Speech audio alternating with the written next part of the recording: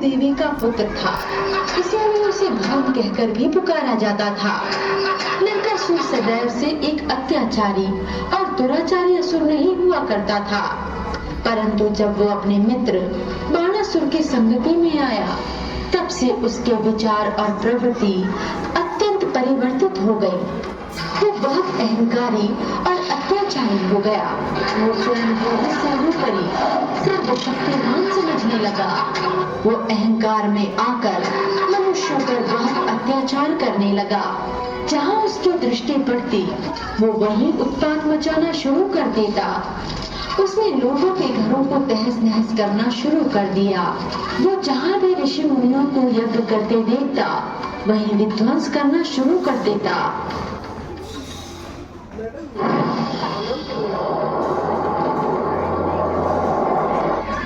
सभी मनुष्यों में अपना आतंक फैलाने के पश्चात अब नरकासुर स्वर्गलोक पर भी अपना आधिपत्य स्थापित करना चाहता था। इसलिए उसने ब्रह्मदेव से वरदान पाने हेतु उनकी कठोर तपस्या की। नरकासुर सालों तक ब्रह्मदेव की कठोर तपस्या में लीन रहा। ब्रह्मदेव भी उसकी तपस्या से अत्यंत प्रसन्न हुए। उसके कठोर तप से प्रसन्न होकर ब्रह्मदेव ने उसे दर्शन दिए। मैं तुम्हारी भक्ति से अत्यंत प्रसन्न हुआ। उठो वत्स, कहो तुम्हारा हमारी इतनी कठोर तपस्या करने का क्या उद्देश्य है? प्रणाम ब्रह्मदेव, आपके दर्शन पाकर मैं धन्य हो गया प्रभु। मांगो वत्स, तुम्हें हमसे क्या वरदान चाहिए? ब्रह्मदेव, आप कृपया कर मुझे अमरता का वरदान प्रदान करें। मैं तुम्हें अमरता प्रदान नहीं कर सकता। सृष्टि के नियम के विरुद्ध है। तुम उसके अतिरिक्त मुझसे कोई और वरदान मांगो, मैं तुम्हें वो वरदान प्रदान करूंगा। ब्रह्मदेव, तो आप मुझे ऐसा वरदान दीजिए कि मेरी मृत्यु केवल मेरी माता के हाथों ही संभव हो। इसके अतिरिक्त कोई भी मुझे मार ना सके। तथास्तु। नरकासुर को वरदान देकर ब्रह्मदेव वहां से अंतर्ध्यान हो जाते हैं। ब्रह्मदेव से मिले वरदान के कारण नरकासुर और शक्तिशाली हो जाता है और उसे अहंकार हो जाता है कि अब इस समस्त संसार में कोई उसका अंत नहीं कर सकता। इसीलिए उसने अहंकार में आकर इंद्रदेव से स्वर्गलोक का आधिपत्य छीनने के लिए स्वर्गलोक पर आकर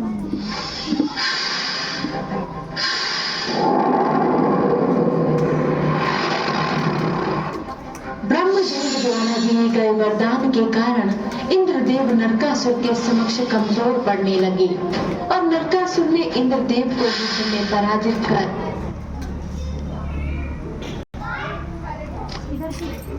समस्त स्वर्गलोक पर अपना आधिपत्य स्थापित कर लिया।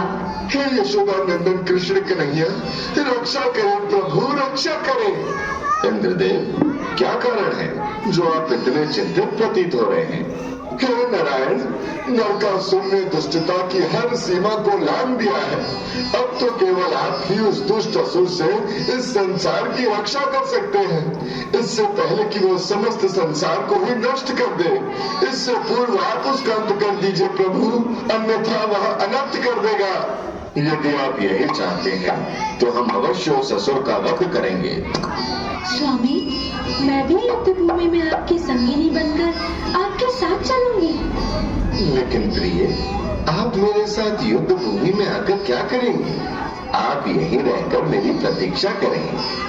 नहीं स्वामी, मैं भी आपके साथ युद्ध भूमि में चलूंगी। मैं भी एक योद्धा हूँ।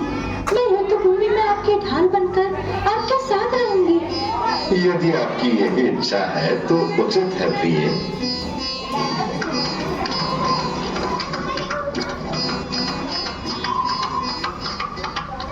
नरकासुर, युद्ध भूमि में हमारे समक्ष उपस्थित हो। तुमने समस्त देवताओं मनुष्य पर अपने अत्याचार की हर सीमा को लांघ दिया है। मेरे समक्ष आओ और युद्ध करो मुझसे। मेरे समक्ष आओ और युद्ध करो मुझसे। जब समस्त देवी देवता मेरा कुछ नहीं बिगाड़ सके तो ये साधारण मानव मेरा क्या बिगाड़ेगा? इसे तो मेरा सेनापति मृत्यु के घाट उतार देगा।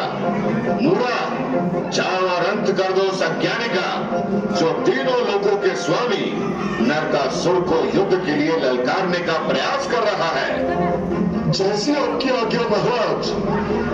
नरकासुर के आदेश पर उसका सेनापति मुरा श्री कृष्ण से युद्ध करने के लिए युद्ध भूमि में जाता है और श्री कृष्ण के मात्र एक प्रहार से ही उसका शीश उसके धड़ से दूर जा गिरता है।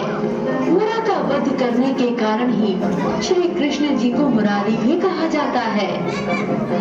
मुरा का वध होने के पश्चात नरकासुर स्वयं युद्ध भूमि में श्री कृष्ण से युद्ध करने आता है।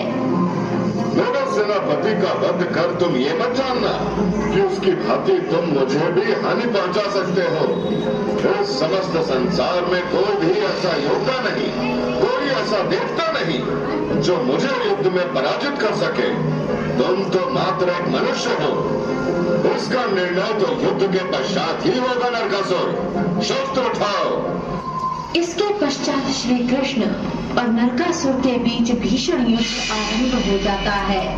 श्री कृष्ण जिस भी अस्त्र से उस पर प्रहार करते हैं, वो अस्त्र ब्रह्मा जी द्वारा दिए गए वरदान के कारण नरकासुर के समक्ष जाते ही विफल हो जाकर श्री कृष्ण पर उस अस्त्र से प्रहार करता है और श्री कृष्ण उस दिव्यास्त्र के प्रहार से मूर्छित होकर धरा पर गिर जाते हैं। श्री कृष्ण को ऐसी दशा में देखकर देव सत्यभामा अत्यंत क्रोधित हो जाती है और क्रोध में आकर वो नरकासुर पर अपना दिव्य बाण छोड़ती है, जो सीधा जाकर नरकासुर के हृदय को भेद देता है।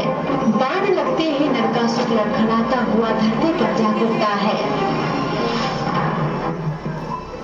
स्वामी, आप कुशल तो है ना?